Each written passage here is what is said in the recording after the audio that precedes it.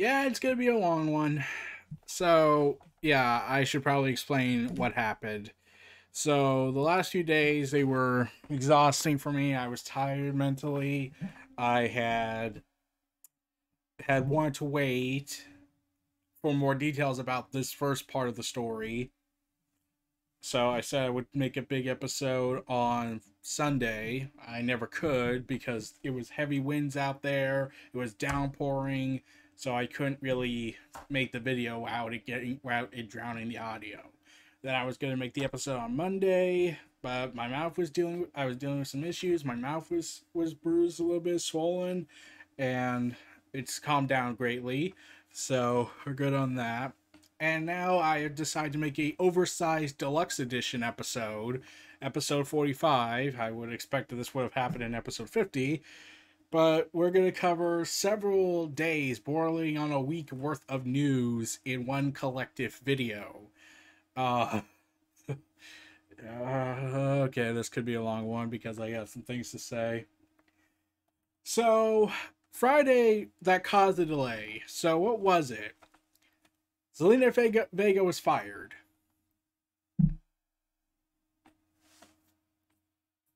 So, 10 minutes before her release announcement was declared, she had posted a tweet that says, I support unionization.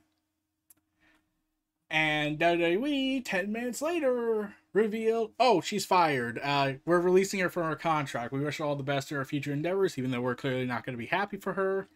But, yeah. And with this release, she has a 90-day non-compete clause because if they outright fired her, she could just go everywhere. So, apparently, according to information obtained by Son Rossap, Fightful, it looks like WWE had made the decision and Zelina caught wind of it. So they didn't even talk to her about it. They were just like, well, we gotta get rid of her. And there was a apparent, and the reasons were a lot of people initially speculated with the timing of her tweet and what happened, and they thought, oh, it's because of this tweet that got her kicked out. Sadly, that was not the case, even though a lot of people wouldn't understand why she would think that, considering how much Paige has been saying stuff that pissed Vince off. No, it gets worse. So, details that came out is that apparently Dave Meltzer spoke on the situation and reports that Vega was apparently making more money through her social channels than she was with WWE. So, one person that told me, as he's saying, that when the edict first went down, there were a couple of women that were making more money with social media than they were with WWE. One of those was Zelina Vega. On her Twitch, she was making a lot more money. So it's like, what do you do in this situation? I think she made a choice. They had to fire her, and then right before it got out that she was fired, she made a tweet about how she supports unionization, which she has said before. I mean, it's not like the first time she said that did play into some of it. Meltzer know that WWE performers are now without the money they would make working house shows and the other revenue sources and all that. So the reason why people are doing more Twitch. So yeah, that happened. Okay. Zelina then said she was grateful for her release and says there's nothing malicious behind her OnlyFans account, which was said to be one of the reasons, saying that, and WWE even challenged it on Sports Illustrated, saying that Zelina had breached her contract by doing the OnlyFans and the Twitches and not giving up those rights because, of course. Then the wrestling world spoke out and saying this. Ryback, the big guy, said, now it's time to hit WWE and Vince McMahon. Stop watching their product and show them who has been in charge all along.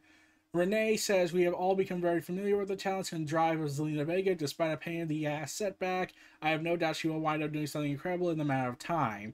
You can't steal someone's magic. Paige wrote, this sucks. Mike says, this generation will stand for this BS. One man will not make a fortune off our broken backs anymore. What's wrong, Vince McMahon? You feeling the heat from the Biden win? TikTok. And Mackenzie, I can't pronounce her first name. Shaza Mackenzie, I think. The way I'm going to sub her to her Twitch and make sure she keeps making bank. So after Zelina Vega gave out a heartfelt gratefulness when she also announced that I'll see you on Twitch, which I'm sure pissed Vince off. So Yeah, so she opened up an OnlyFans, which she wasn't going to display anything sensual or addicting for some people who want to go and jerk off. No, she only did it to display her cosplay. Hey, there was nothing crazy behind it. There was nothing ever malicious behind it. It was just more my cosplay stuff, where she had all these costumes and she didn't want to flood her Instagram, but was still very proud of it. So she could make some money off of it. Okay, nothing wrong with that. Then Vince caught wind of it, got pissed off, ordered her to stop. She said no, and Vince, well, you know where this goes. So, yeah, okay, allow me to give my initial impressions when I first heard this. Fuck you, fuck you, fuck you in the north, fuck you in the west, fuck you in the south, fuck you in the east, fuck you 10 times over. Like,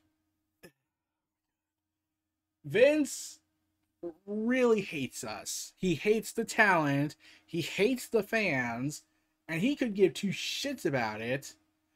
Oh, and not only that, WWE, the reason why WWE did all this stuff, this horrible bullshit to fuck people over and fuck their lives and financial health. Like, really look at it from this context. WWE put out an edict that damaged people's financial revenue.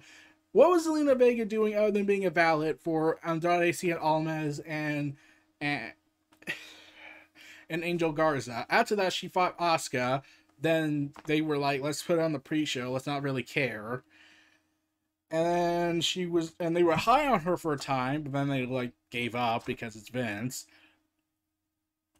Zelina was only getting a downside guarantee from WWE, and any role she had on TV was mostly not being allowed to do whatever she could, like she would in NXT. And WWE now is saying you cannot make money on Twitch anymore, which was confirmed. She was making more money there than she ever made in the WWE, which is telling. But it also makes AJ Lee's comments about how women are not as fairly paid, like say the men roster or the McMahon family female members, which I completely get, which pissed off Stephanie. But because AJ Lee held their title and was one of their top people, they couldn't really do anything in their eyes. Like, they tried to punish her for CM Punk, but they knew that wouldn't work. So, yeah, really think about this. Imagine if it wasn't Zelina that said this. Imagine if this was Alexa Bliss, who had came out and defending the WWE's bullshit independent contracting status. So, imagine if Alexa Bliss came out and did all this. Would they really fire Alexa? I don't think so. And not because of blonde hair America attitude, although that probably would play a factor. But it's because look what Alexa Bliss is and look at Zelina Vega. Was Vince really pushing Zelina Vega on the level of an Alexa Bliss? No. If this was in WWE's world, you were either with us or you're against us mentality. And they have basically said Zelina was against us. She knew the cost. She paid the price for it. And WWE doesn't care. So instead of being responsible adults by doing this, WWE also reportedly, and there was a job posting about this. I found the job post where they are hiring somebody to do their Twitch channel. Oh yeah, we're going there. Vince put a job posting out where I called it out and I said, is this Vince's way of telling people we suck and that we're all idiots and telling us to fuck off? Because that would make too much sense. Let me find it. Let's see. Let's see. Where can I find it? Where can I find it? So WWE offered a Twitch-related position, which basically involves being a graphics artist and making the overlays, the streamers, because, you know, they don't have anyone in WWE that could probably know how to do that, because, nope, we gotta make a job out of it, even though we could just ask one of the talent people who do support us to make it, even though we probably know how, and we have graphics artists making those big, massive CGI models that no one in the crowd can see. Maybe we can ask them? Nah, that's not a good idea. So this is what I wrote. Okay, is Vince really doing this? A genuine fuck you to us, the talent that have been doing Twitch. Why create this if you forbid it? Oh wait. So this is a report that came out. I heard that WWE, apparently the biggest reason, besides all the money that they were making, the biggest reason was because WWE launched their own Twitch account and wanted to bury the rest to avoid the competition. Apparently.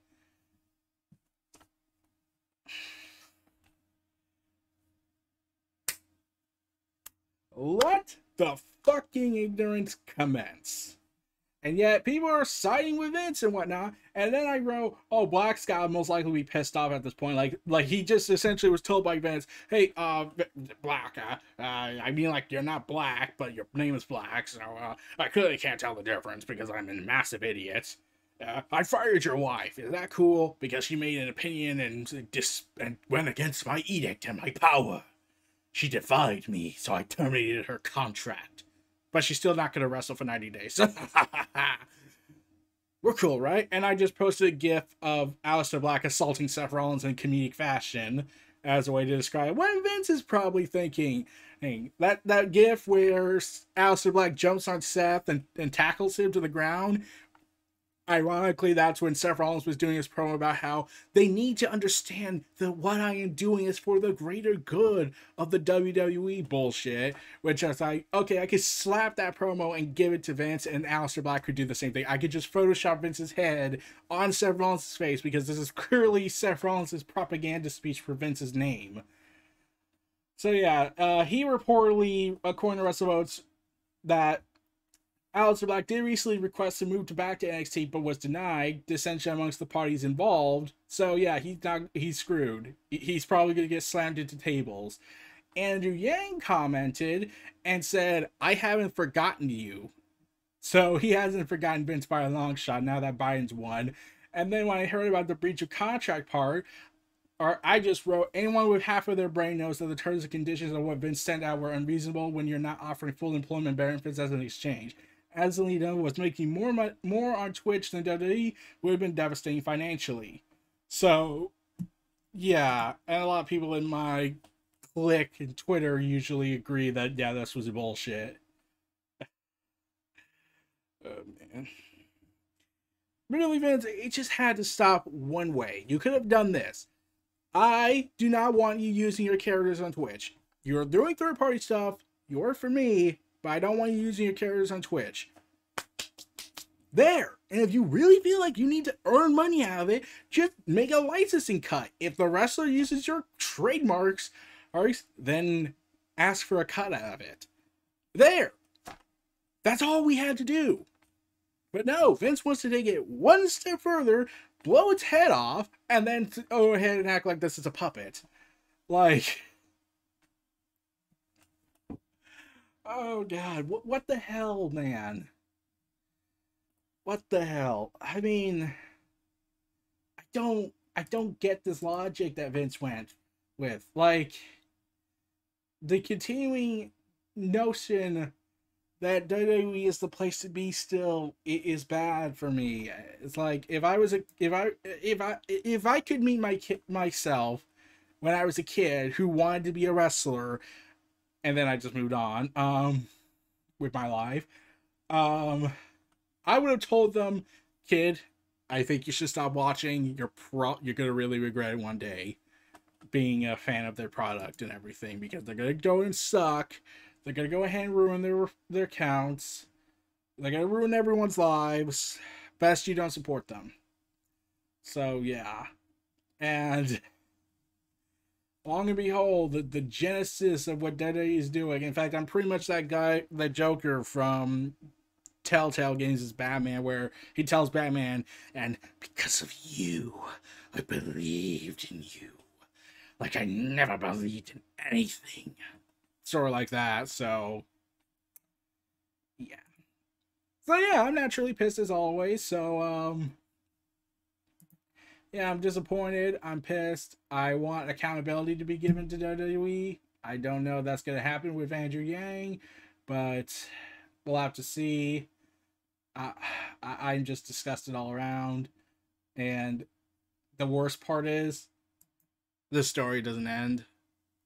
So one of the things they did do was that Chelsea's Green was basically the replacement for Zelina Vega because she was at the show and they were going to book her in a Fatal 4-Way match. She had made her debut unannounced, no explanation, not even being her crazy self. And what happens in this match? She breaks her wrist. So let's see, because Vince McMahon's edict, he has destroyed Zelina Vega in his eyes and has injured Chelsea Green. Now I could say, well, it's a business. I get it. This is wrestling. It hurt. It can hurt like a motherfucker. I get that, but like, I'm like, how do I explain this? Really think about this. If Zelina was put in that match and she was not fired, Chelsea Green wouldn't have gotten injured. This isn't a case of, oh, well, it's just a cosmic fate of injury and whatnot. No. I could think we could generally blame Vince for this injury because, really think about this. The show was set to go on in just a couple of hours. Do they really have time to rehearse that much for a match? Even no matter how small, especially when you have the match all planned out in your heads, and then you have, oh, she's been fired. Okay, get Chelsea Green. But sir, we don't have a plan. And just get someone. And should we be really shocked that we got what happened to Chelsea Green wasn't Vince's fault? I think it is. So naturally, I'm gonna be pissed. So on the AEW front, Brody Lee is reportedly out of action due to an ankle injury, according to Dave Meltzer, AEW's PR spokesperson. Yeah, his last match was against Cody Rhodes, so he's apparently been injured since then. So, tragic. Let's hope he recovers very quickly. Don Callis believes Kenny Omega would have ended up in Impact if AEW didn't exist.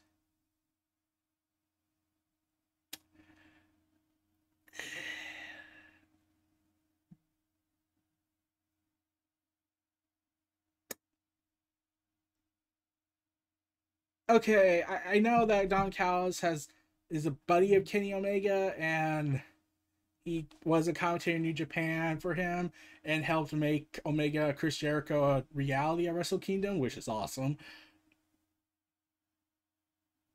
Do I think he would have joined Impact if the AEW promotion didn't happen? No, I don't think so, because if there was no AEW, then New Japan he probably would have stayed. And I don't think he would have went to WWE, especially more so than ever. So, yeah, like nice dream to go big, and it would have been big for Impact, but Impact's kind of in this good place right now with their insanity and embracing the madness. So, yeah. So, The Undertaker has revealed on the wrap that he and Triple H have discussed the possibility of the Phenom himself helping prospects in developmental talent down in Orlando. Dead man coaching. You know, that's the pickle I'm in right now. I'm trying to figure out what the lane I want to take. I've been on the road for so long that really doesn't appeal to me, traveling and doing all that. I love to teach. Triple H and I had many conversations about me working with the talent there at NXT in Orlando at the PC, and I really enjoy that. We're just trying to figure out how it works because I come and go out. I live in Texas, so I'm sure I will be doing more of that moving forward. I think I have a lot to offer. So, Undertaker is a rather conservative philosopher of wrestling. He has a very old school mentality. So, and there are times people can make the understandable reasoning argument that, yeah, there needs to be a little bit more old school instead of flips, kicks, and whatnot. There's got to be storytelling, psychology, and all this nonsense, and all this logical deduction. And I totally agree. Like, I understand. So, yeah, having the Undertaker be a teacher, that would be pretty damn awesome for the talent involved for the next generation. Let's just hope that there's a better WWE management down the road and they don't have to deal with all the bullshit. Speaking of new generations of talent, Zelina signed with WWE because of course he does. So his last match in the Independents ended at the ran his last at the independent wrestling scene in that to Tony Deppen at GCW So Much Fun. So Dave Meltzer reported that he signed with WWE, and a recent report from Fightful Select had noted that WWE were interested in signing him, as were New Japan. Yeah. So get ready for that, and what the insanity does happen, because he did show up in New Japan during the US shows. So yeah, I would say congrats. I get it, the money was the main determinative factor in this era, but like at the same time, it's like, fuck. So we got an update on the future of house shows. A couple of months, WWE was considering running far fewer house shows when the company can resume touring. The long touring schedule is seemingly a thing of the past, and an update melts to know the company had told talent during the recent contracting negotiations that the old touring schedule won't be returning. 10 to 50 employees were laid off last week. Many of them were live event division, including the director of venue merchandise, remote operations, Derek Klasselman, who had been with the company for 27 years. Even without house shows for much of 2020, WWE have been able to bring in record profits at the cost of integrity, primarily because of its deals with Fox and USA. The company has actually been losing money on house shows over the past couple of years. Furthermore, many of the fans who bought merchandise in the arena have migrated to buying WWE products online during the pandemic, making shows somewhat redundant as a method to generate revenue. Okay, so that's going to be easier on the talent's bodies, but like I'm pretty sure Vince is going to make them compensate for that by doing something stupid. Well, like if they try to bring back Botch Club, I'm pretty sure that might be it. So Tony Khan has revealed in interviews that Dynamite is set for a big push as 2020 draws to a close and 2021 begins. And then this was part of his reason to say the balance of power will be shifting in AEW very soon. Oh, and yeah, so yeah, Tony Khan in his tweet where he should have contextualized it better, saying AEW is going to have a balance of power running soon in the fallout of Full Gear, which would have made more sense because that was a power shift. Half the titles changed hands, but yeah, it's going to be insane where Tony Khan comes up with. I have more confidence in him than I do with the other guy. And AEW also has big plans for Pac. So, according to BodySlam.net, the current plans for Lucha Brothers to lead the Eddie Kingston Manly faction and reform Death Triangle. And the group would then feud with Kingston, the Butcher, and the Blade. BodySlam also noted that Jorio will remain in the U.S. for the next week's live Dynamite and TV tapings. He will then head back to the U.K. before returning to the U.S. after Thanksgiving. So yeah, Death Triangle was a faction that was looking like it was going to start building up to the road to the AEW Trio Championships. And the pandemic happened and everything got scrapped after that. So we have to wait for the return of the three-man faction group again later down the road. But yeah. I'm glad to see Death Triangle set to come back. I'm excited. I want to see them back. They're pretty fun. They can be sadistic, psychopathic son of a bitches. So we'll have to see where that goes.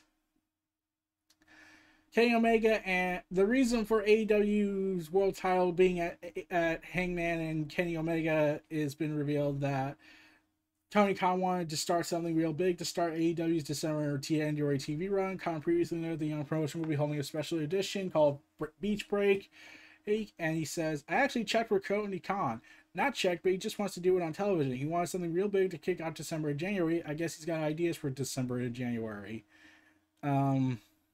Yeah, I get, and also the fact that you can't, like, if this was just a normal 1v1 match and not with the title involved, you could probably stretch it out, but this was for the world title, so they have to, like, come up with a reasonable time. So yeah, I expect the dynamic shift to happen in AEW. So, shockingly, the Young Bucks have revealed on Sports Illustrated, talking about their title win, Tony Khan was the one that made the call for them to defeat the FTR group. They revealed they wanted to wait another year before capturing the belt.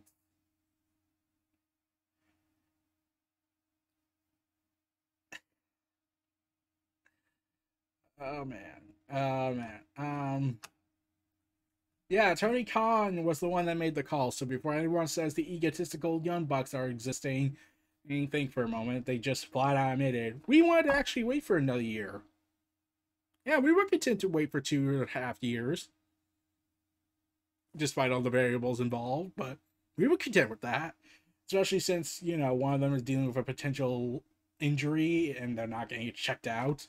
But yeah, I'm a little amazed that the Young Bucks were looking to just drop, not like. I'm pretty sure. So that means the whole decision of the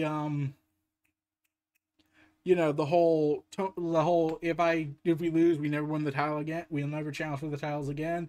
Was the Tony Khan angle he wanted to go with to replicate the success of Cody and Jericho. But yeah, it seems like the Bucks had a different idea where they wanted to have a straight up normal tag team match between the two against FTR, lose the match, and then wait for another year, which would have been interesting. And like really, really, really, really interesting. So yeah, I'm gonna be curious to know what they're gonna do with this. But yeah, congrats on the Young Bucks and their awesome match. I'll talk about it down the road, but let's get on to this stuff. So Xbox and PS5 scalpers are charging big premium, like thousands, to doubling it to 2,000. Listing seems to have gone up for a staggering amount of 14,000, which one eBay user paid for pre-order of the PS5 digital edition back in September before the console had actually released. Some listings are still offering to pawn off their pre-orders or actually have a console in hand to sell. Like, this is the market we're living in, everyone. Price gouging. This is the hand sanitizer incident all over again.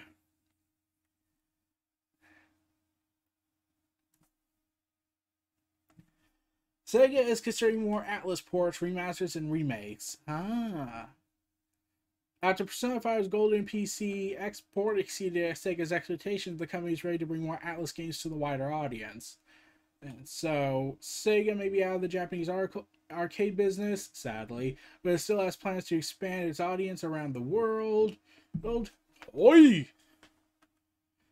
After Persona 4 Golden exceeded their expectations, they're planning to make more Atlas games for the remakes, remasters, and ports, according to Sega's president and CEO Haraku Samoti.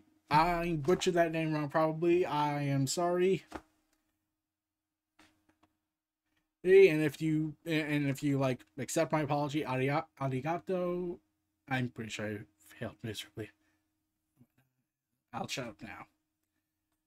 So yeah, they have commented saying, as for Steam, while we haven't been releasing Atlas actively on that, we felt that there was much potential there and put out a direct port of Persona 4 Golden for PC, and the user response was far beyond our expectations.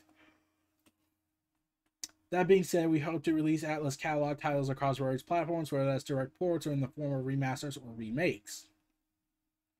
So, considering how much Final Fantasy VII Remake was, which I actually think is the sequel still, yeah, I think they're going to do more remakes than slap a name on there.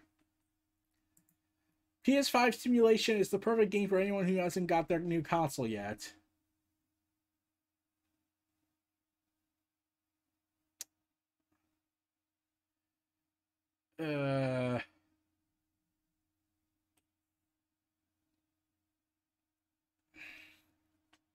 Is this a VR game? I feel like this is a VR game. Let me check the let's see. This was made, yada yada. So it is a VR game, I think. So yeah, this is a thing. In fact, this makes it look like we're all going crazy. So The Rock revealed that he got so ripped that he couldn't fit into a car for a new Netflix movie.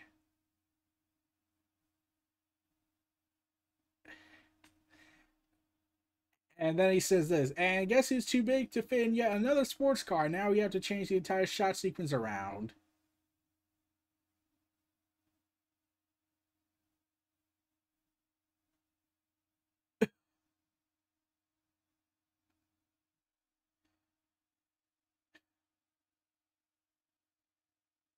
Oh,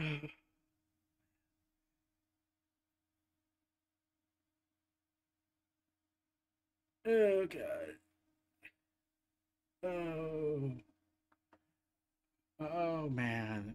Rock apparently got so massive that he couldn't fit in the car for the new Netflix movie that they spent months and finances to get. I would have been pissed. So, anyways, we got Sylvester Stallone to the already massive cast of The Suicide Squad, which means I am yeah, James Gunn confirmed it. So Sylvester Stallone, if he doesn't make a reference to any of his action movies, I will be honestly freaking amazed. Star Wars. Fox executives told that George Lucas that if that young Anakin would destroy the franchise and that you're going to destroy anything.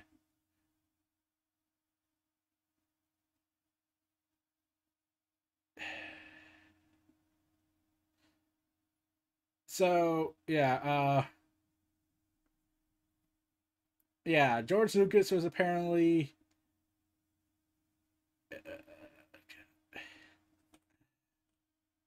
so the piece which came a few weeks after Phantom Menace opened to a huge box office featured Lucas admitting that the film would have been more easily marketable if they started Anakin's story with him as a teenager falling in love with Natalie Portman's Queen Padme.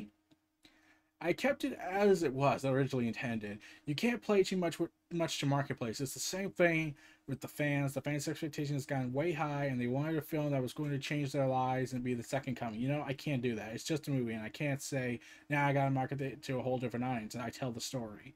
I knew if I made Anakin 15 instead of 9, then it would have been more marketable. If I made the Queen 18 instead of 14, then it would have been more marketable. But that isn't the story. It's important that he be young, that he be at an age where leaving his mother is more of a drama than it would have been at 15.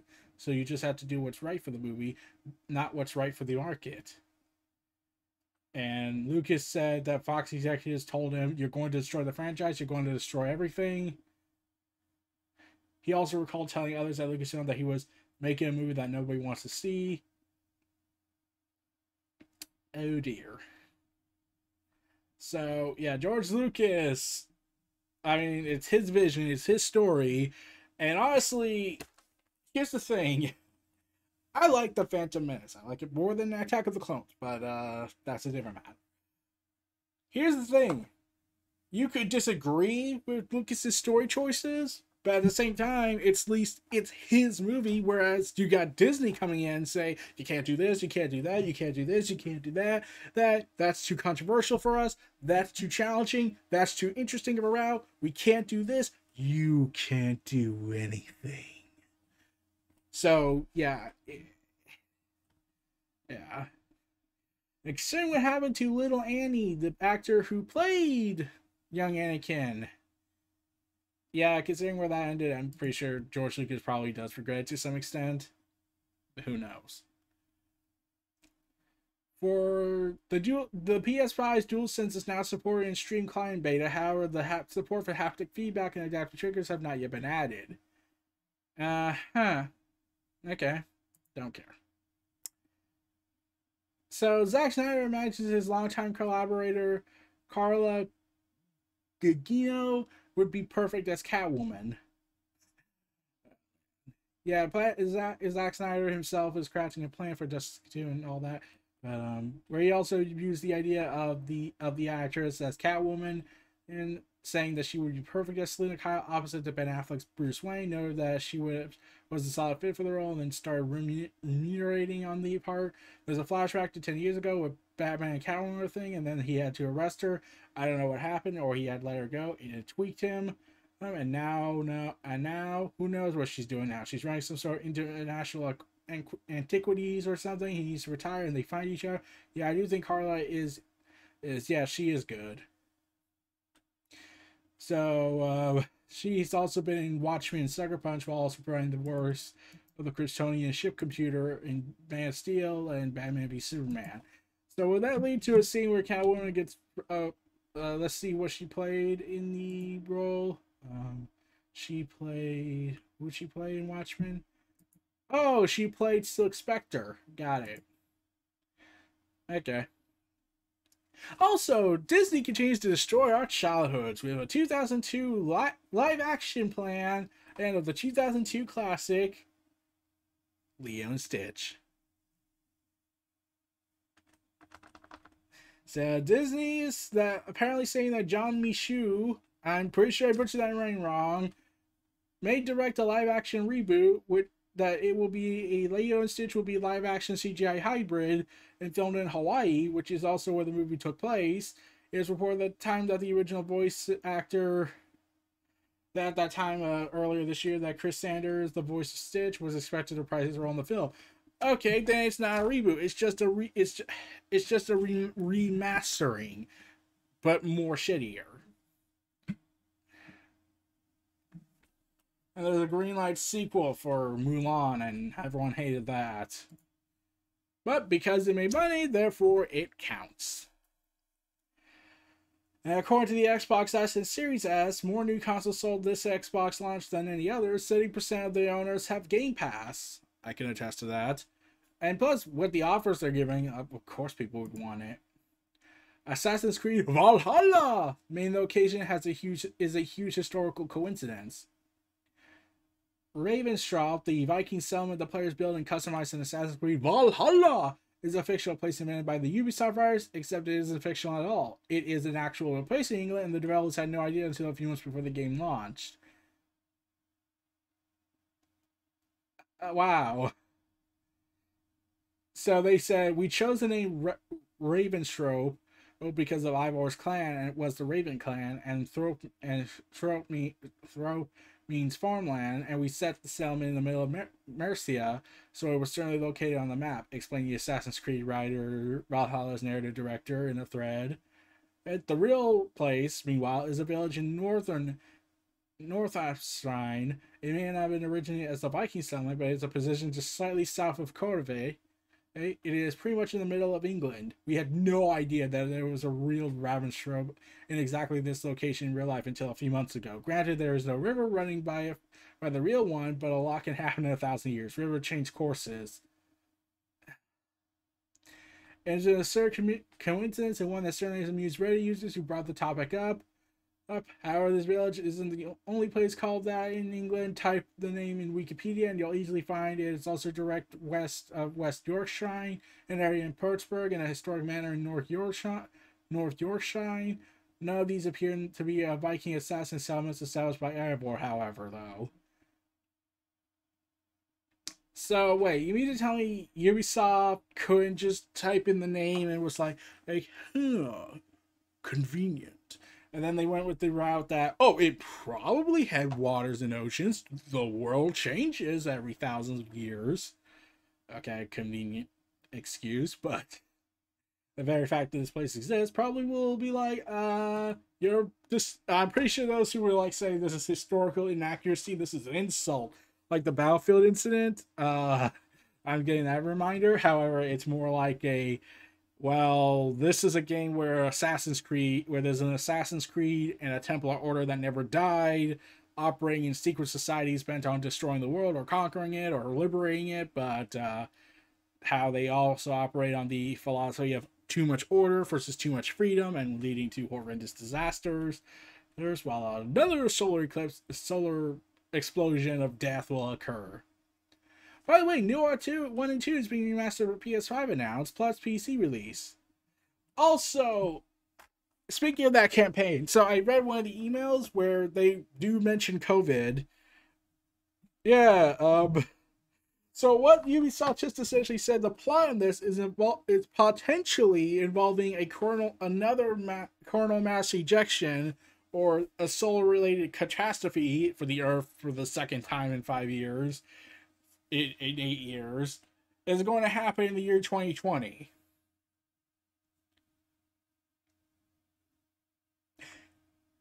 They had to have been working on this game, and they were like, do we have a plan for this? Yes. 2020. I like it. Yeah, like this game had to have been in development for a while now. The COVID stuff, that was all text, but you could have made a modern day setting Assassin's Creed game, make that the setting, to have it take place in the year 2020, and explain all the funked up stuff that's going on, and just say it was the Templars, because that actually would make sense now that I think about it. So yeah. So yeah, anyways, Noah 1 and 2 are being remastered for PS5 and plus for a PC release. Yay! Hey. And those who opt to buy the complete edition of the sequel will be able to upgrade to the PS5 remaster at no additional cost should they upgrade their console to the next gen. Additionally, owners of Neo 2's base game can upgrade to the remastered PS5, although any DLC they don't own will not be included. Okay, what about the first one? Okay, so yeah, so they were like free upgrades for that. Good, good.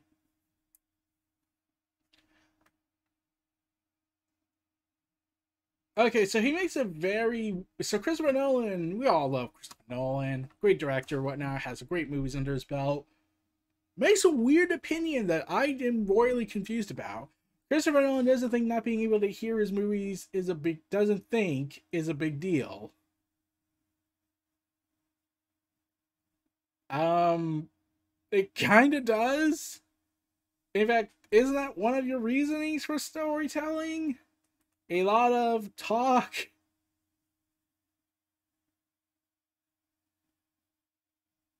Uh,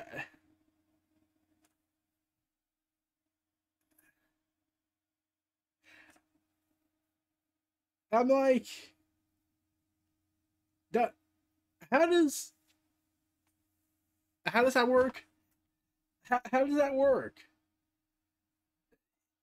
Like isn't there like a lot of talking in a lot of Christopher Nolan movies, Interstellar especially? The silence of explanations, and you're saying it's not a big deal if you're unable to hear it. It kind of is. Like, oh my god, there's 100 different reasons why I think it is kind of important, especially if you want to get to know the characters outside of visual acting.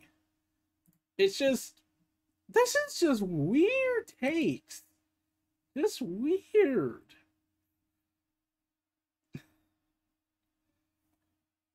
It's just, I was confused by it in all honesty. I'm like,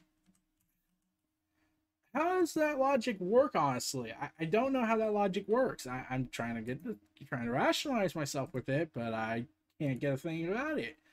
Like, I just can't. So, yeah.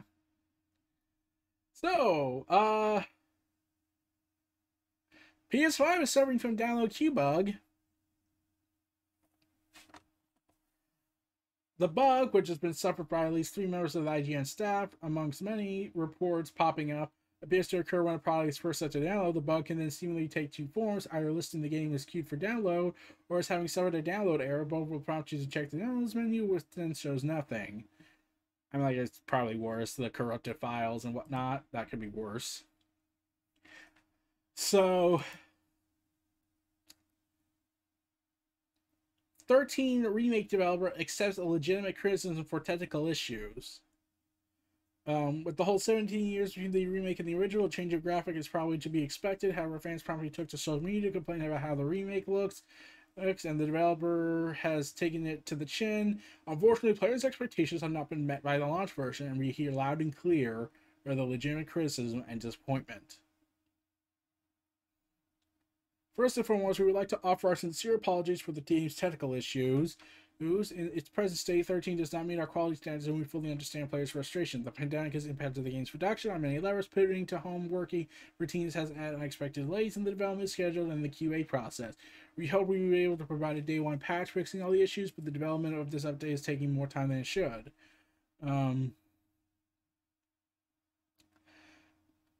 The statement goes on to assure players that play Magic's working hard to solve all the game's issues, courtesy of live monitoring and multiple patches in the upcoming days and weeks, as it works to reach the quality level we all expect for the optimum gaming experience.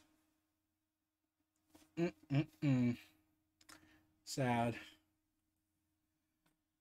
So I played a little bit of 13 on the original Xbox. I don't really remember much. I think I just played with AIs mostly, but yeah. So Justice League the Snyder Cut will have about 4 minutes of new footage. So 4 hours and 4 minutes. 4 to 5 minutes, Scott Snyder said in a recent appearance on Beyond the Trailer. In the 4 hours it's Justice League, maybe 4 minutes. Considering the amount of money and the actors brought back, it's kind of surprising, honestly. Even GameSpot acknowledges that's kind of surprising. Cyberpunk 2077 character creator lets you customize teeth and nail length.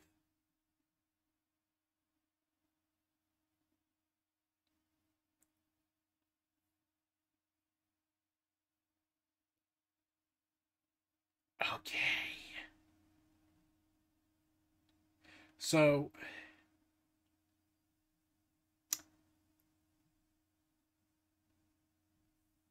okay, that's weird.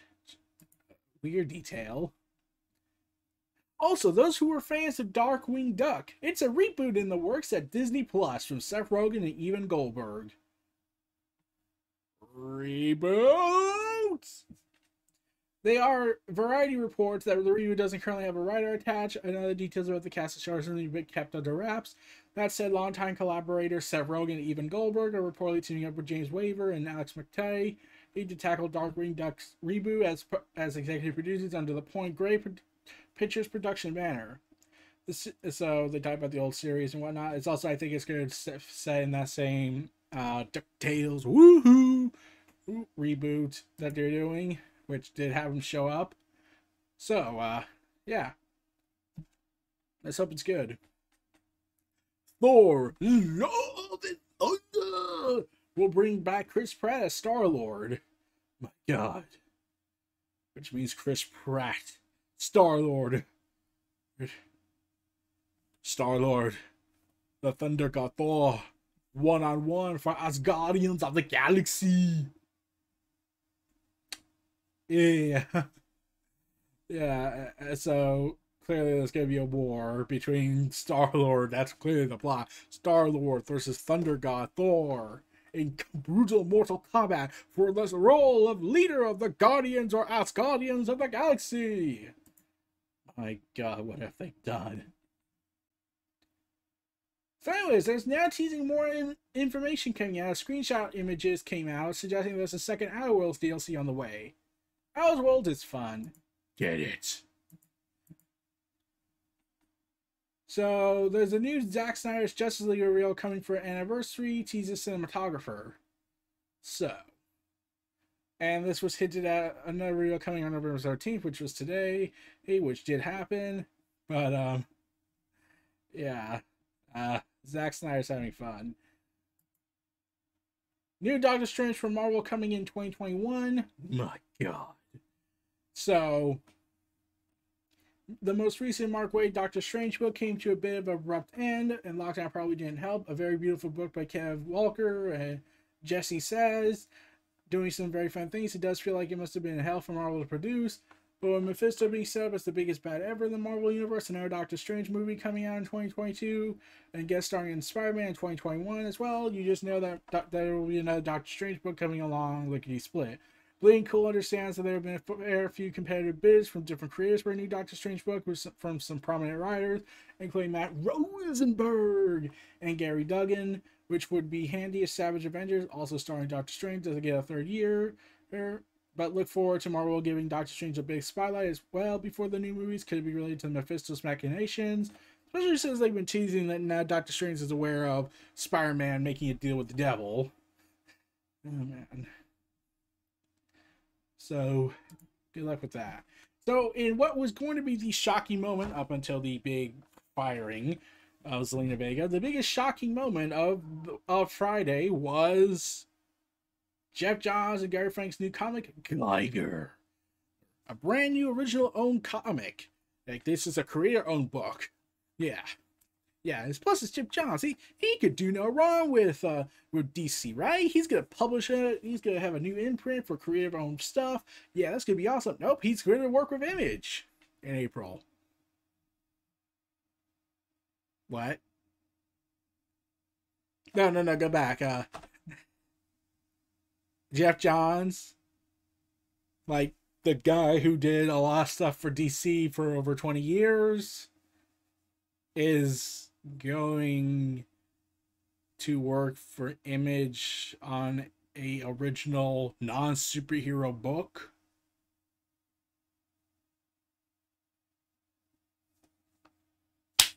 "2020 continues to prove that it's the weirdest year in the year." So, yeah, I was shocked about this. So Gary Frank and Jeff Johns apparently been working on this since Doomsday Clock ended, which is convenient because Geiger's about after post-apocalyptic event. So we'll have to see if this is, I don't know, is this going to be a monthly thing or a one-shot? I would be honestly surprised if Gary Frank stays on board with all this. Like, Bryan Anderson's helping to color it, so the Doomsday Clock team's back together. Oh man, that's honestly shocking. I was shocked when I heard this. Like, I didn't see it coming. I don't think anyone saw it coming. So it's a really big moment to see that Jeff Johns really just left. Well, he didn't leave. More like, oh, I'm working with them, but I'm also working with DC. So I think we're all good, right? Right? So yeah, let's move on. That was the end for Friday. Now let's get to all this other stuff.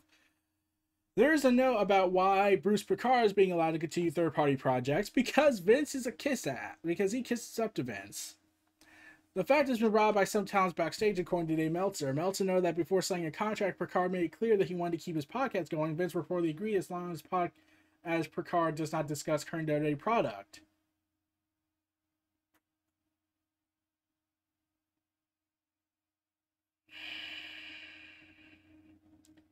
So he gets all the benefits of an employee and gets to keep his independent projects. And the talent are probably be pissed.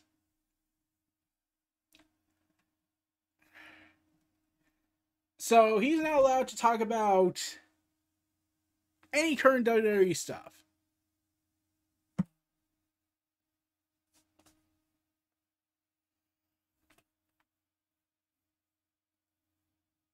Oh, God.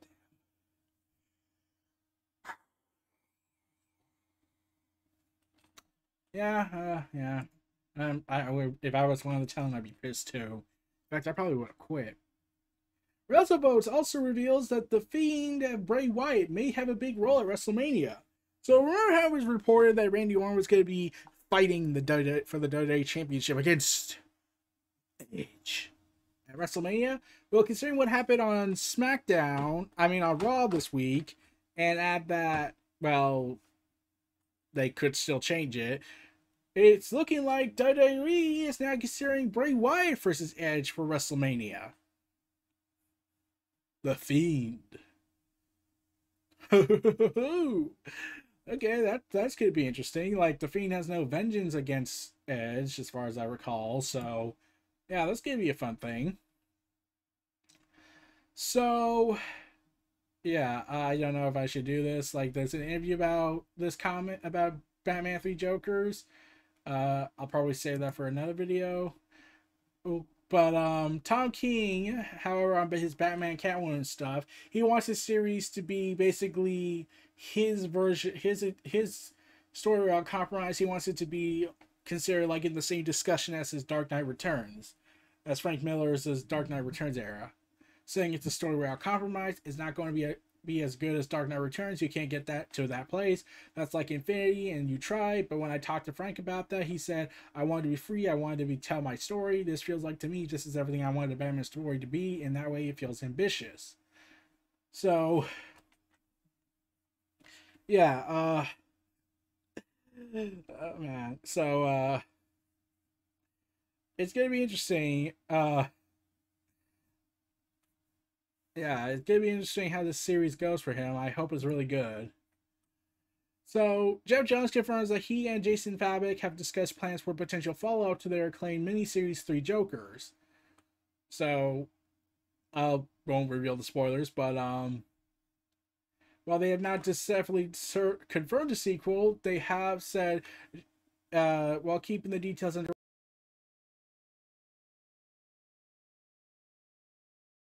miniseries third and final issue. And Jay and I do have a story that we want to tell this that springs off of one of the many epilogues within it. We can't really talk about much more about that right now. He told CBR part of those big interviews. So there is going to be a follow-up. This does raise the whole Omniverse talk that's been going on with Bleeding Cool about how they're planning to do a one-shot sequel. So, yeah. Look forward to that, everyone. Also, Paranormal Activity is being rebooted by the writer, Freaky director Christopher Landon has revealed that he will be working on the next entry of the long-running horror series Paranormal Activity. Damn it! Like, he did the two Happy Death Day movies, and they were pretty good. And he wrote first three Paranormal Activity sequels. Those. Yeah, that's probably not going to be really much anything. So Disney goes ahead. Disney Plus so there's an article going around saying Disney Plus is inside Pixar just hint at a non-binary Pixar characters. Episode 4 of Inside Pixar, a documentary short series on Disney Plus, focuses on the script supervisor Jessica and her work trying to improve the gender balance in the studio's films. On the script level, so far this work has been focused on increasing number of female characters in recent movies and working to achieve a more even balance and dialogue between male and females. One line in the episode, however, implies Pixar is planning to go further in terms of addressing gender diversity, with Jessica promising that Pixar's upcoming slate of movies will feature characters of all genders. Okay, let's see,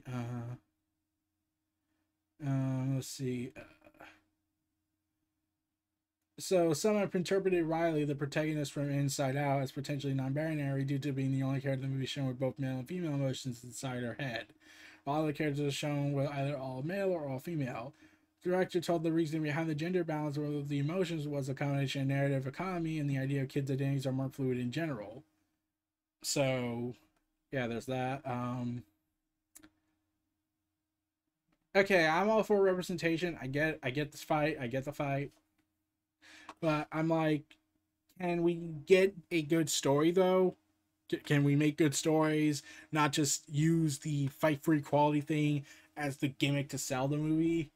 And even when they just treat it like it's a normal thing, like, okay, this person's this, okay, that's cool. But, well, that's who you want to be. Instead of freaking out and making it a big deal and like it's a shocking moment for all like it's the 1800s. Or the Dark Ages. Or the Roman Empire. So HBO Max is finally coming to Amazon Fire TV devices. Hooray! I wondered why that took so long. But it will be starting this week, so get ready for that. So the original cowl of Michael Keaton's Batman is being is being auctioned off, and it's expected to fetch up to $13,000 in an upcoming virtual auction. Damn it. So, yeah, the cowl of Batman.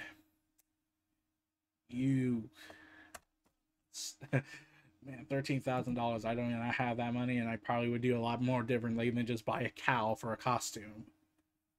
In fact, I don't even know where to put it. It's a powerful cowl. It's the symbol of the Batman. A Batman that enables people, but that's a different matter. Hulu Live TV plus Live TV gets a near 20% hike like next month. So those who have the Hulu Live TV package, which includes over $65, will get an price increase on December 18th. It will go from $54.99 to $64.99 for new and current subscribers. This mirrors the subscription cost of YouTube TV, which offers a similar cable-free live TV package. Damn it. So, yeah, that sucks. However, analyst Simon Muir has updated his projections on many subscribers we'll have by 2025. So they're expecting lower expectations on that. So yeah, yeah. So they will secure 202 million subscribers by 2025. They've uh oh god. So, Mary explained in regards to why he believes Disney will not hit 200 million subscribers in the near future. Disney is very good at pre-selling and launch promotions, but subscriber growth seems to slow after its initial period. He also predicts that Disney Plus would hit $13 billion revenue in 2025. Per Mary, that figure is impressive since it only started in November 2019. However, this is a lot lower than Netflix due to the lower average revenue per user charge in developing markets. Yeah, Disney Plus is the Mongolian Empire. We can only imagine how it falls. So, Future State has a new Wonder Woman coming in and doing some stuff. It's now being reported that, yeah, Yari Floor will be put on a TV show, a Wonder Girl TV series.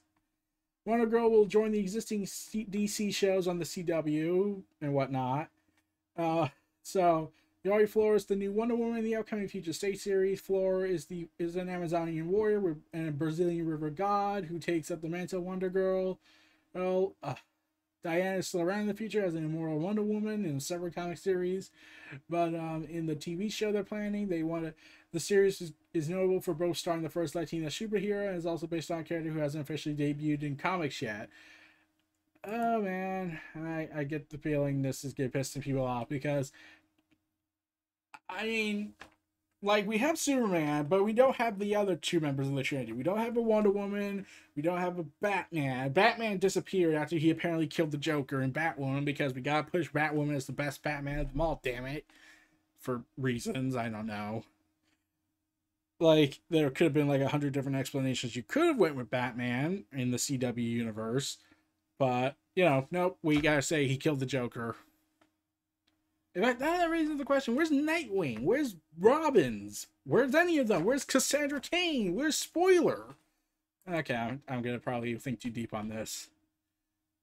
So, Halo Infinite has a high-level update coming soon, but not at the Game Awards. Damn it. Better luck next time, everybody. So, they said there's going to be a big community update in the works, and there are currently no plans for the game to be revealed at the Game Awards before they're confirmed. So, putting something together for like a demo or a big beat for the BGA is an enormous amount of work and would cause challenges with the current milestones for the holidays. So there's going to be an update, and yeah, so it's going to be interesting where they take this. So we'll have to see. I really need to know of any updates. So Xbox plans for big Bethesda acquisition are starting to take shape as the company reveals that as far as cross-platform is concerned, Bethesda games will be first or better or best on Xbox consoles when they released. We'll do what we'll do in the long run is we don't have a chance of just pulling all of Bethesda's content out of Sony or Nintendo or otherwise. What we want is that content in the long run to either be the first content, the better content, or the best, or pick your differentiated experience on our platforms. We will want Bethesda's content to show up the best as on our platforms. Dear, I'm pretty sure that's gonna piss off every Sony and Nintendo fan of Bethesda.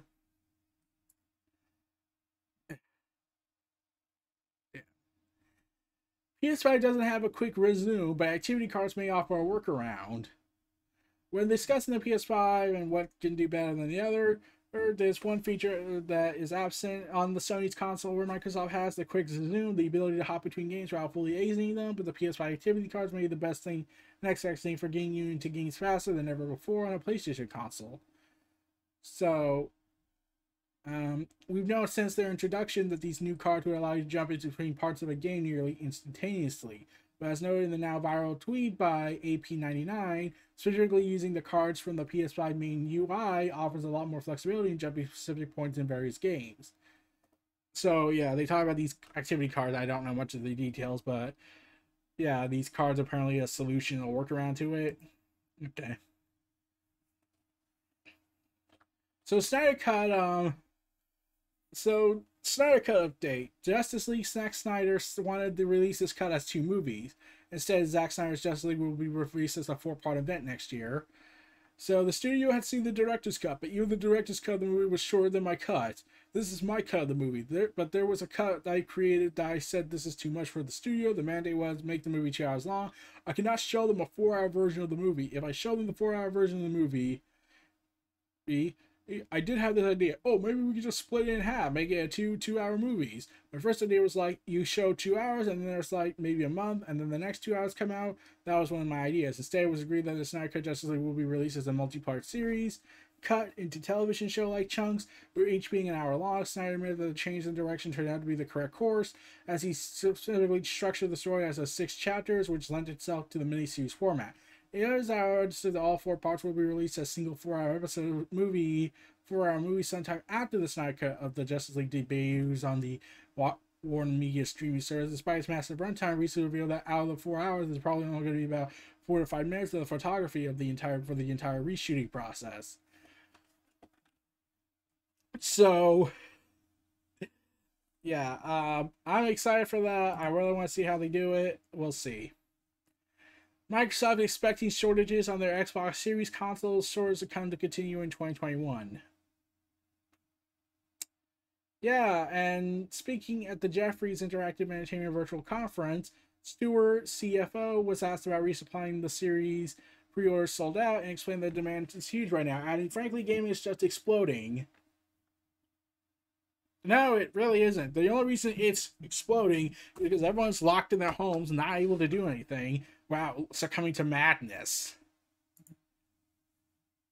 So it's more like, oh, gaming's exploding. It's just, whereas we could get these sales at a later stretched out pace, we're rushing, it's all being rushed being bought because, well, everyone's trapped at home and they're on the verge of losing it, so they have to do something. So, yeah. So a new Star Wars game is in the works from Zygen. I'm pretty sure I butchered that wrong, but the new studio will be based in Austin, Texas. So, yeah, it's working on a premium role game set in the Star Wars universe. Never mind, it's not important anymore. So, Capcom says sales and financial information stolen in a major hack. My God. So, yeah, someone stole 350,000 pieces of personal information may have also been stolen. And rumors have begun to spread about the information for unannounced games being included in that stolen data. Oh boy. Yeah, bad all around. I'm sorry to hear that, Capcom. So, Keanu Reeves is canon in the Cyberpunk 2077 universe. Now, you're probably thinking, well, he's playing the character, right? Why wouldn't he be? No. Keanu Reeves is canon. Johnny Silverhead is canon.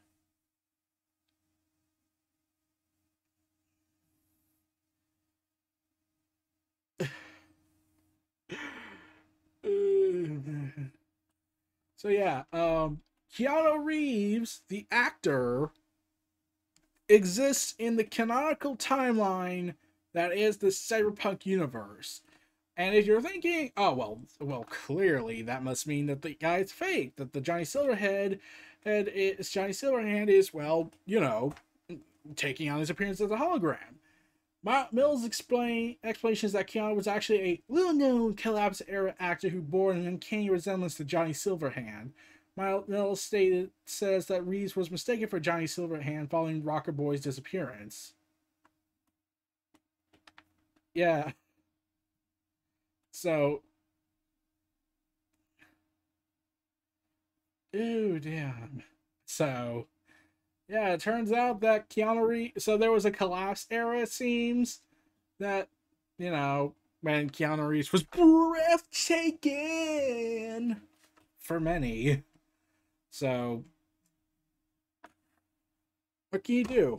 What can you do? Seems Keanu Reeves is apparently so super cool that he's apparently an actor in everything. I mean, he's an actor in The Matrix, probably at this point. They say he's part of the pre-collapse civilization. And because, let's be honest, considering how big he is now compared to back then, don't be surprised if they do bring that up. Say he's probably a clone and something. Because we're deep. So, yeah, that's all the news for yesterday. Let's finish this with the last piece of news for today. We're at the hour and 10-minute mark. G4 has announced a new holiday reunion special, asking fan favorite hosts of yesteryear to join Ron Funches. Pretty sure I pronounced that wrong. So, G4 is coming back and everything, and it's all for charity, so now you have to watch, or you're a bad person attitude, joking over a festive dinner decorated for your typical autumn fare, alongside classic video game controllers saying see you soon. So G4 is going to do a big reunion special with classic hosts, so look forward to that, everyone, if they do come. Jeffrey Dean Morgan, aka Negan, is not saying no to a spin-off series. On a Twitter post, he wrote, "We shall see. I like to think no doors are closed. A great character with many stories to tell, but again, much still to do on here on The Walking Dead. Many episodes still to shoot. Right now, I'm just excited about that. I will tell my story of Lucy and how I got to know her. And bash people's skulls with her." Yes. Also, AEW has announced that they have officially signed Matt Sindel to an official contract. Matt Sindel is all elite. So, get ready, everyone. He's going to go and fly like an eagle, like the spirit on the flies. Oh, yeah. Unless Michael Nakazawa spills baby oil all over the turnbuckle, and then we're screwed. So there's some backstage plan note regarding Roman Reigns' run as the champion. Apparently the original plan for Roman Reigns' run as Universal Champion was for him to have a short run with it. Why? It was noted the latest edition that Roman is having a long title run was not the original idea for his current reign. Why? But, like...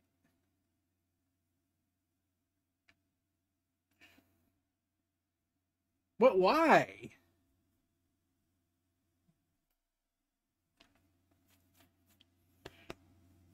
Why have a short run for the guy that everyone's been wanting to see turn heel?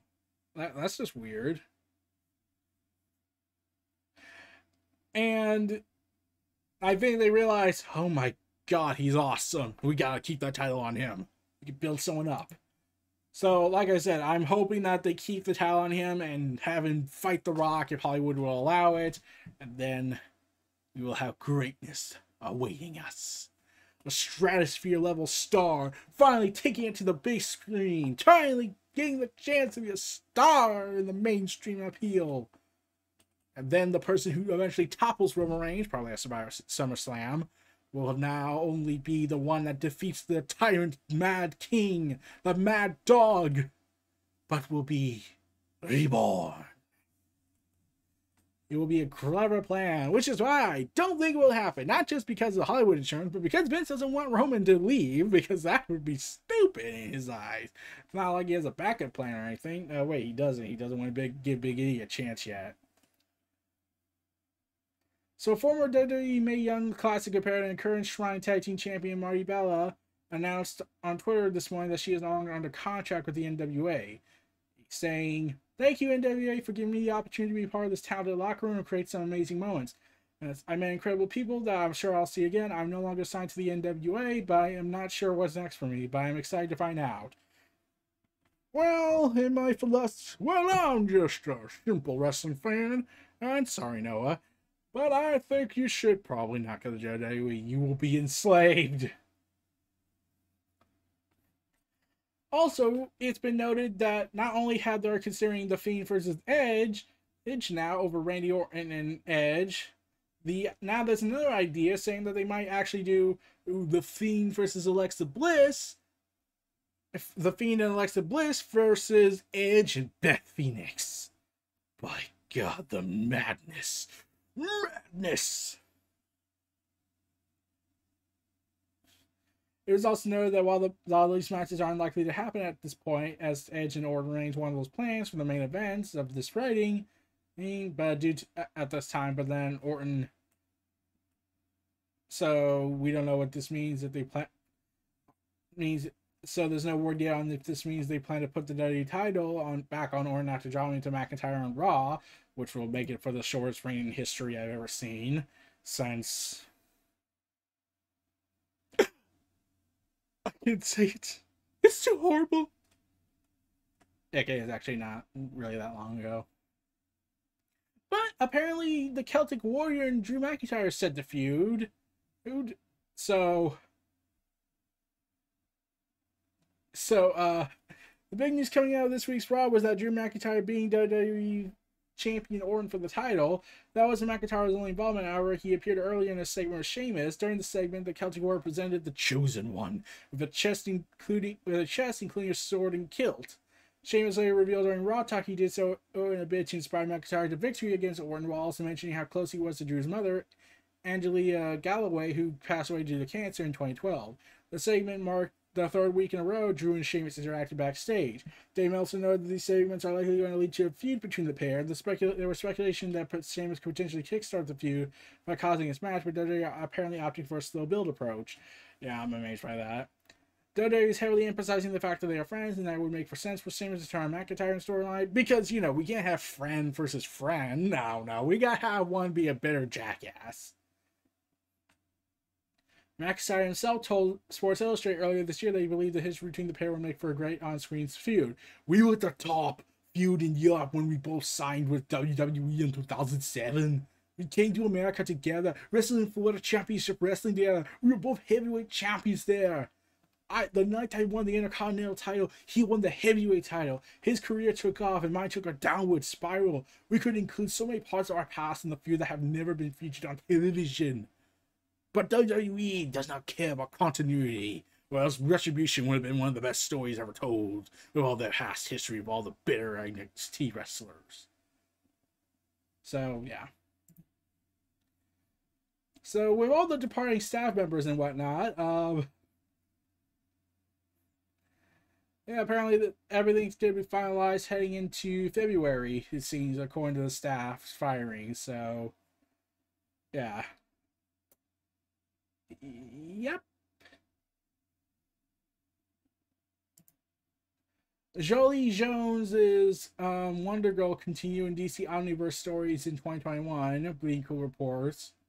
And apparently, it appears that plans for a number of those characters originally to take over the main titles will continue in from some form beyond Future State as part of their less tied to continuity nature of the DC comics going forward, which Lee Cole nicknamed the DC Omniverse, because that's what they do around here, and it was the language used by James Tyrion IV in Death Metal: Rise of a New God. And the news of the TV series that covered by the news that in addition to Future State, Wonder Woman, over the adult Yara Flora as Wonder Woman, DC will be publishing a Wonder Girl comic series written and drawn by Jolie Jones. No idea what, but yeah, she tweeted, the writer did tweet out, it's true, I am not done with Yari Flora. Right after she debuts in Future State in January, more to come. My God, what have you done? We'll have to see how this character works for us, so we'll have to test it. They have announced Austin Creed, because it's Austin Creed, aka Xavier Woods. After playing Gears of War for years and reading the books, I'm happy to announce that myself, True Kofi, and Big E Langston are convinced that to make us playable characters in Gears of War 5. Oh boy, so the Gears of War team Gears of War are now going to fight the New Day. My God. Batista. The Terminators. The New Day. Mortal Kombat. Now we just need to get all the 80s action characters and then we'll be in business. So Assassin's Creed Valhalla has had the biggest launch in the series' history, selling through more launch week units than any entry in the franchise before it. By God, what have they done? So, yeah, they're truly delighted about the enthusiastic response from their players and want to thank the fans for their incredible support, delivering this game in a global amid a pandemic was a true tour de force by our teams, and it's fantastic to see players enjoying the game so much. I'm enjoying it. I haven't encountered that much bugs. I encountered one bug which just froze the NPC, but I just had to load back in a few seconds, so I fixed it. So, so it's gonna be fun. We're gonna see more content on that along the way. Also, gameplay has been showed off in the new Night City Wire special for Cyberpunk 2077, so look forward to that. So look forward to that video. You can check it out. Sony's reportedly discussed increasing price game average thing. Jim Ryan has called the reports that the company previously discussed raising prices beyond the $70 price as categorically falls, but didn't rule out further rises in the future.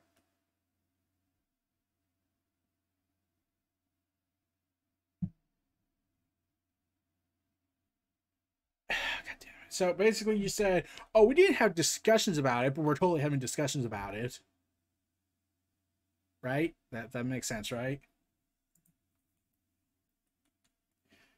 Zack Snyder described the Joker as road weary in his movie. Jared Leto's Joker will have a different look in Zack Snyder's Justice League.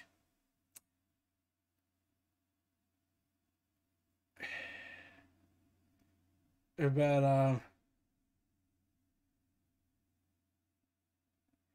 yeah, probably for the best. Call of the Seas gets December Xbox release date and PC. Also available on the Xbox Game Pass. The first-person puzzle adventure game will be released on December 8th, 2020 on Series X, S, 1, PC. So get ready for that, everyone. Get ready for that insanity. Cross-gen PlayStation exclusives are being built from the ground up for PS5. Horizon Forbidden West is one of the confirmed games coming both to PS4 and PS5. Jim Ryan has reassured fans that although some of the biggest upcoming exclusives will appear on PS4, the PS5s will be built from the ground up to take advantage of the new hardware. So won't that mean that certain games would get console exclusivities? You know, like first off exclusive to the PS4 if there's delays on them, but if the PS4 version's finished, that will be released first and then move to the PS5, which could affect everything. I don't know. So yeah, HBO Max is already looking for a new showrunner for his TV series based on Matt Reese's Batman universe after previous showrunner exited due to the show's creative differences. The news comes in a way report from Hollywood Reporter, which claims that Terrence Winter's vision for the series and line up with Reeves and the other producers on the show had in mind. And they're currently searching for Winter's replacement, although it and Warner Bros. Television declined to comment on what's being asked about the situation by THR. According to the report, the show is internally being referred to as Gotham Central, which is likely a nod to the Gotham PD-focused procedural comic book series created by Greg Rucka, Ed Brubaker, and Michael Lark. It ran from 2002 to 6 and focused on the city's police department, the struggles working as a police officer in a city like Gotham. You know, the city that has enabled criminals, clearly doesn't want to be saved. And it's that point now that you might as well be like Ripley from Aliens and say, I say we take off and nuke the entire city from orbit. It's the only way to be sure. But first, after No Man's Landing it. There's been new concept art showcased on the for the next Mass Effect game. Stills from the recently released art book BioWare Stories: The Secrets of 25 Years of Game Development, and it showcases some new cover art for new concept art for the whole new Mass Effect game. We don't know what the full details are, but it does look like they have some big plans. So is this going to take place in the Andromeda timeline, or is it going to go back to the original time period where Shepard and everything? Also, Cyberpunk 2077 will seemingly be 70 gigabytes big, minimum, on PS4, come on 2 discs. Oh, you poor bastards. Just... leaked packaging came out. Oh, those... poor bastards. And just imagine, and this is not even counting the updates that they'll do for the PS5. And then there's the Xbox stuff. I'm worried about that as well. I'll have to see on that. Let's see if there's any more news before I sign off. off because this is now officially the longest episode I've ever produced. But I'm glad I finally got it out of the way. So apparently 2 Raw superstars have been pulled from Survivor Series. These Mandy Rose and Dana Brooke have been pulled from the contest. Of course. Oh, Andrew. So the president of SAG and AFTRA says group will directly engage with wrestlers. Zelina Vega has tweeted for support for unions and whatnot. The president of Screen Actors Guild, American Federation of Television and Radio Artists, gave a statement on Monday on how our organization views professional wrestling. So after the whole firing of Zelina Vega over stupid reasons,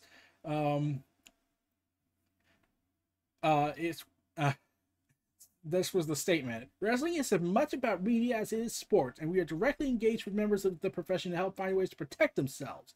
As more people reinvest in unions, and as more working people are harassed by employers who don't want to protect them, we are committed to doing what we can to help professional wrestlers secure the protection they deserve. Carter tweeted support of Vega on Friday following her release and asked Vega to reach out to her. My God. So,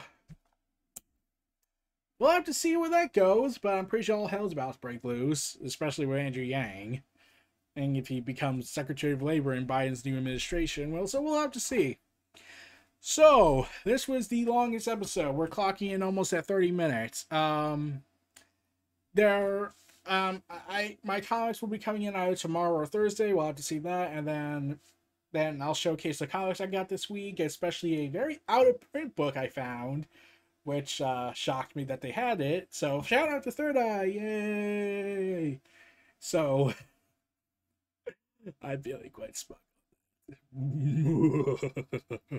So yeah, those were my collective thoughts for the 45th episode. Neo Reality Entertainment's Oversized Deluxe Edition episode. Oh, this was Neo Reality Collective and Neo Reality Entertainment. Feel free to like, comment, subscribe, and donate. Stay tuned for more. And let's hope I can get things back to normal again soon, because I don't think I can do another 90 minutes for this. I like, man. Take care, everyone.